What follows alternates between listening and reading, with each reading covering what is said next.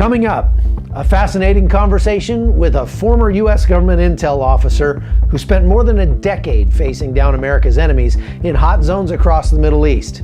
Now he's the host of the Drew Berquist Show on Blaze TV. I'm Chuck Holton, and you're entering a special edition of the Hot Zone. This is the Hot Zone.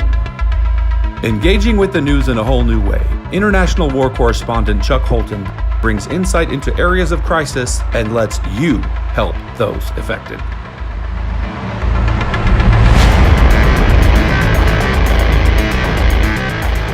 So we got Drew Berquist on with us from Opslens TV. It's great to have you on, Drew. Thanks for being with us.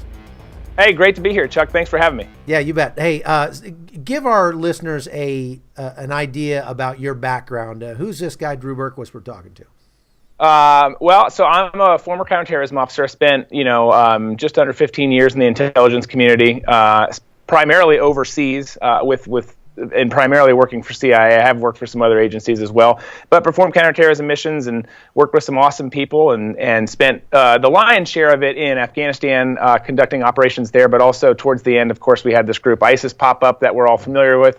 We don't talk much about anymore, but spent the last 2 years of my career there before transitioning over and starting Opslens. Wow. And so with all of your experience in the Middle East, let me just, you and I have both spent a lot of time over there. Let's talk first a little bit about Afghanistan and the way that's going. I mean, years ago, I kind of saw that we were in a little bit of an intractable situation over there because, as you know, we are the world's best at taking down an enemy, and probably the world's worst at nation building sometimes. Yeah. We're really good at throwing money at things, but I noticed a lot of the money that we were spending, like $1 billion a week in Afghanistan, that ended up indirectly funding the Taliban. Would you agree with that? Absolutely, and on both sides. So it's money that, we're spending in Afghanistan that ends up inadvertently funding the Taliban, and then also, the billions of aid that goes into their neighbor Pakistan. A lot of that is siphoned off to the Pakistani Taliban, the Haqqani network, and all sorts of extremist groups there. That one of their biggest goals is keeping Afghanistan as their little brother and creating problems for America. So a lot of that comes over, and you're getting hit from multiple sides. Not to mention the fact that you've got Iran on the other side doing the same thing. So it's an impossible situation, and you can't. I always say too. I mean, it's tough if you're in the shoes of the Afghan officials. Because everyone there is in survivalist mode. It's a tough country to live in and survive. They don't have much in the way of resources, and they have two people who are trying to undermine them at all times on either border. So their goal is to survive, which doesn't give them an excuse or justification for doing it, but it puts us in a pretty in a pickle when we're spending just huge volumes of dollars, and we really end up spinning our wheels a lot there. So what would have been a better solution for? I mean, I think we were probably right to go in there and take out Osama bin Laden and take out the Taliban. But once we had done that, which really only took a matter of weeks, do you think it would have been a better option for us to just say, okay, we've rebooted your country. We don't expect you to be a Jeffersonian democracy day after tomorrow, but we're going to give you whatever support you ask for. But we're leaving now, and you can recreate your country any way you want. But the moment that you're a threat to us again, we'll come back and reset your country again for you. And we'll keep doing that as long as it takes until you guys get it right. Do you think that would have been a better plan or what? Yeah, I think some version of that would have been better. You said it earlier. We're so good at going in and taking out the enemy, taking down a regime that's doing things the wrong way. But we always, every single time, and I've been involved in it multiple times, and I know you have, we get caught up in nation building. Well, we're not going to go and do this, but inevitably what happens is you start sinking all this money into getting things better. And if you fix this, it's kind of like you're renovating a house. Like, well, we fixed this, we might as well fix this too. And then you end up just fixing it all. And then by the time, a couple years pass, you're trying to install democracy, which just doesn't work in that region of the world. So I think, to me, one thing, and this is, it doesn't, where you do it on the Afghan side of things, vice, Iraq, is up for debate. But I think you go in, you do that in a strategic and tactical fashion where you eliminate the enemy, you accomplish the mission. Our goal there was to disrupt Al-Qaeda, take away their safe haven, get rid of Osama bin Laden, It was never to nation build. So you do that, but then I think you've got to have a reasonable conversation with their leadership moving forward, like you said, and have a hub of operations that's close by that says, hey, we're going to continue to help the security here, but it's not going to be training all of your forces. It's not going to be, train the trainer and, building buildings and redoing roads. Like, you guys have got to figure that out, but we'll help keep the security in check by, as new groups and new leadership pops up, we will go in and we will take care of business so it doesn't affect you, and it also doesn't, bleed its way back over to us in the U.S. And I think that's where we lose. As years into the Afghan war, you see the surges. You had a surge here and then a surge here, and every time that happened, I think it lessened our ability to perform the mission, because we were always best.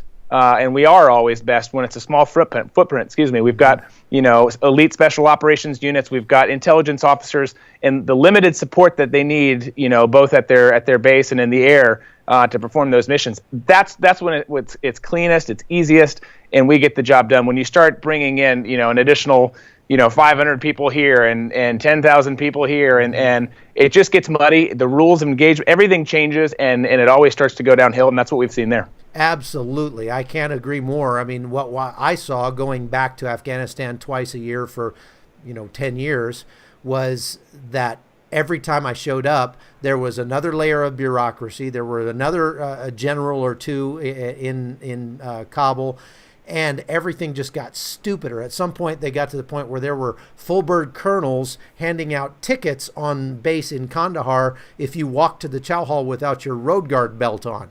And at that point, you go, we must have won this war, right? I mean, this is not big boy country anymore. And so you're absolutely. I mean, we started calling it the greater flagpole theory. Like, the more flagpoles they put in, the stupider everything gets.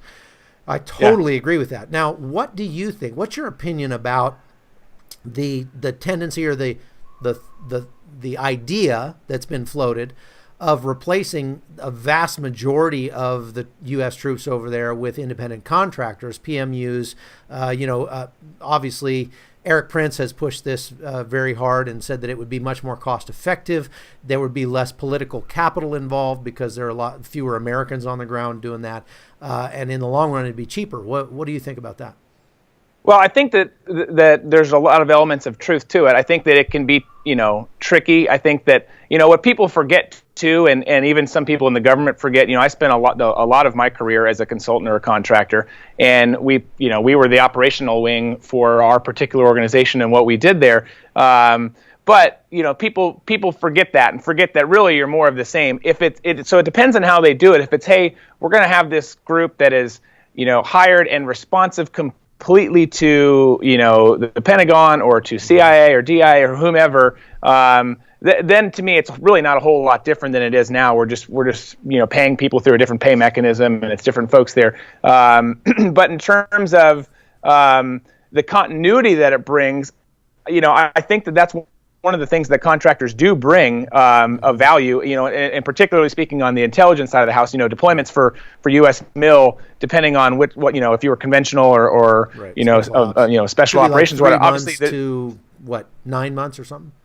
Exactly. So that changed a lot, but I think it all depends on how you do it. If the Pentagon, CIA, DI is actually, in charge and running these, and these guys are just, responsive and subordinate to these organizations, it's really no different than how we're doing it now. There's a huge portion of the folks who are doing the work in Iraq and Afghanistan and elsewhere that are contractors. I think people forget, including folks within some of those organizations sometimes, that the lion's share of the operational and support work that's being done overseas typically in these days falls to contractors, folks who have done this job before, either in uniform or as civilians, but now come back as experts that aren't beholden to the rules and regulations, not necessarily like rules of engagement, but rules and regulations just in terms of internal bureaucracy, which is one of the reasons a lot of us switched over to being contractors was, hey, I don't want to have to go do other jobs. I like what I'm doing here. If I'm a contractor, I can keep coming back here. I can build that continuity, that expertise in this region. So I think if you did it right,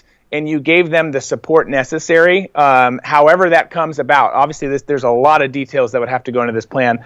I think that there could be some value to it, but you've also got to make sure that you protect those brave men and women who go over there to do it. You know, a lot of people will say they're mercenaries, but people who are going and doing these jobs, again, are folks who have served before. They bleed patriots. red, white, and blue. They absolutely are. I mean, I would argue in many regards more so than others, just because they're willing to put their lives on the line, and they often don't get the support that other people do. So I think that there's merit to it, but again, it's all in the devil's in the details, and I'd have to see a lot more information on how it works. Right. So switching over to Iraq and Syria for a minute, with the president announcing that we're pulling out of Syria, I've heard some rumblings from my sources over there that part of what his plan is actually is to replace most of what we've got in Syria with contractors, even on the operational side.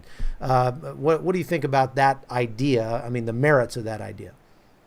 I kind of think the same thing. I think, for Iraq and Syria since 2014 has been a mess. Obviously, ISIS comes about from 2014, really for the first couple years. The previous administration, and that's not to make it political, but just the administration really only focused on an air support campaign, or an air campaign only. We've still got 5,000 or 6,000 troops, at least that we admit to over there in Iraq at Al-Assad and in Erbil.